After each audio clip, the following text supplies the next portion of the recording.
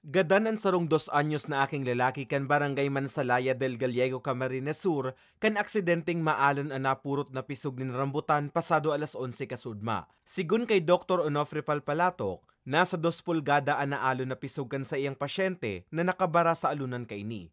Dugang pa niya, mayo ng pulso ang biktima kan makaabot sa iyang klinika na nasa sentro pa kan Banwaan.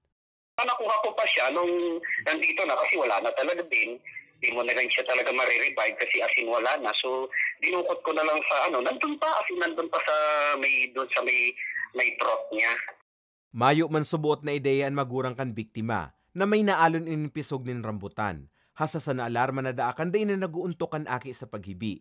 Alagad antes pa man makaabot sa klinika, binawian na ininin buhay. Sa mga insidente nin pagkapidok, may mga paagi nga ni maagapan ang buhay ka napipidukan o nabubulunan. Arog kan pag-inkaminar sa pasyente na mag-abo.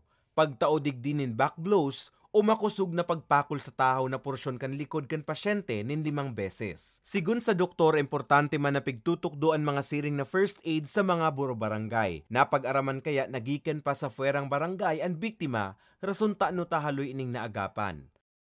Kung talagang kailangan sana doon, meron man lang sanang marunong doon sa kanila ng mga maneuver na pagtanggal ng ganon, yung Heimlich maneuver na tinatawag. Siguro yun na lang siguro yung magandang sa mga barangay, kung may mga BHW naman, dapat turuan na sila ng mga ganong mga basic man lang para i-inform din siguro ng mga kapitan na may mga marunong sa ganon para just in case sa mga ganong pagkakataon, merong maagapan na hindi mamatay yung bata, lalong may kalayuan yung pinanggagalingan ng mga tao, mga pasyente.